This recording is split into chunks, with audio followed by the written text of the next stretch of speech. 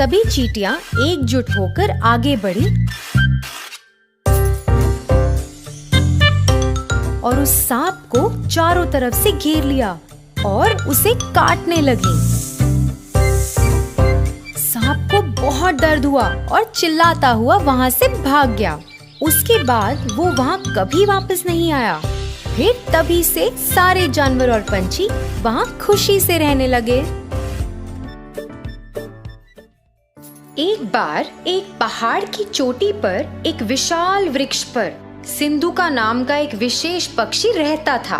पक्षी की खासियत यह थी कि जब उसकी बूंद धरती पर गिरती थी तो वे शुद्ध सोने में बदल जाती थी।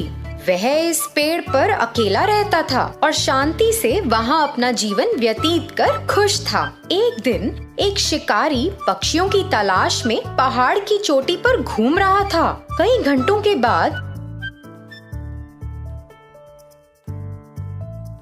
जब वह किसी पक्षी को पकड़ने में सक्षम नहीं था तो उसने विशाल पेड़ के नीचे कुछ देर आराम करने का फैसला किया, जिस पर सिंधुका रहता था। बस जब शिकारी सोने लगा ही था तो पक्षी ने अचानक पेड़ के ऊपर से अपनी बूंद को गिरा दिया, जो धरती पर गिरते ही सोने में बदल गई। शिकारी के चेहरे के ठीक बगल में सोने का टुकड़ा गिरा और जब उसने देखा तो उसने चिड़िया की ओर देखा। फिर से एक और टुकड़ा गिर गया और इस बार शिकारी ने जमीन पर इसे सोने में बदलते देखा। इस सब ने शिकारी को बहुत हैरान कर दिया था।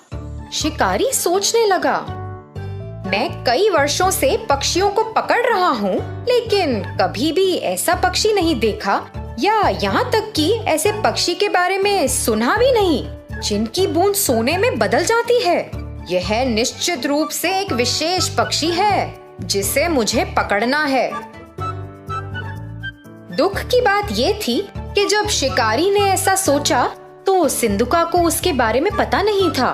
वह अपने पेड़ पर आराम कर रहा था और शिकारी योजना बना रहा था। शिकारी ने पेड़ पर एक जाल बहुत सावधानी से बिछा दिया जब पक्षी ध्यान नहीं दे रहा था और अंत में जाल में फंस गया। जब पक्षी जाल में फंस गया तो शिकारी ने उसे एक पिंजरे में डाल दिया और घर की ओर जाने लगा। उसी समय सिंधुका ने सोचा कि जाल पर ध्यान ना देने के लिए वह कितना लापरवाह था और इसी कारण से बेचारा पकड़ा गया। अपने घर जाते वक्त शिकारी ने सोचा, अगर मैं इस पक्षी को रखूंगा तो मैं अमीर बन जाऊंगा और सभी को संदेह होगा कि कुछ तो गड़बड़ है। किसी दिन किसी को पक्षी की सच्चाई पता चलेगी और फिर वे राजा को पक्षी के बारे में बताएंगे। फिर मुझे इसे राजा को देना होगा। लेकिन अगर मैं पक्षी को सीधे ही राजा के सामने पेश करता हूँ तो वह मुझे इस पक्षी के बदले कुछ कीमती चीज देंगे। यह मेरे लिए बेहतर काम करेगा। मैं अपना शेष जीवन राजा की दी गई वस्तु के सहारे जी सकता हूँ। योजना के अनुसार वह सीधे राजा के महल में गया और राजा को सारी बात बताई। उसने राजा को पक्षी दिखाया और राजा एक ऐसे विशेष पक्षी को देखकर बहुत खुश हुआ जिसकी बूंद सोने में बदल जाती है। उसने अपने नौकर को बुलाया, इस पक्षी की उचित देखभाल करो, उसे एक शानदार पिंजरे में रखो और उसे भरपूर भोजन और पानी दो। सुनिश्चित करें कि वह दूर नहीं हो। वह महल का शाही पक्षी होगा और अपनी बूंदों से मुझे कई दौलत देगा। अचानक राजा के मंत्रियों में से एक राजा के पास पहुंचा।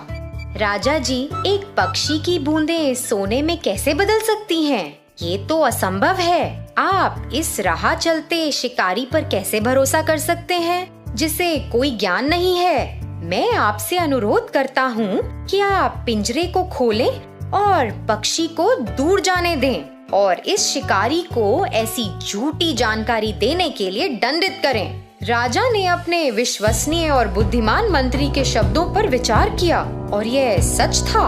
हाँ, कोई पक्षी सोने की बूंदें कैसे दे सकता है? मैंने इसे अपने आँखों से भी नहीं देखा। यह शिकारी शायद बदले में पैसा चाहता है। राजा ने पहरेदारों को शिकारी को गिरफ्तार करने और पक्षी को छोड़ने का आदेश दिया।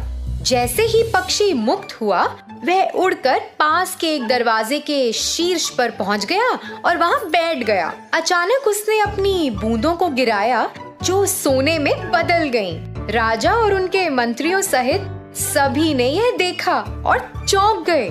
राजा को पता था कि उसने एक गलती की है और तुरंत अपने पहरेदारों को पक्षी को पकड़ने का आदेश दिया, मगर बहुत देर हो चुकी थी। सिंधुका आकाश में उड़ गया और उसने खुद को फिर से लापरवाह नहीं होने का वादा किया। उसने दूसरे पहाड़ पर एक नए स्थान के लिए उड़ान भरी, जहाँ कोई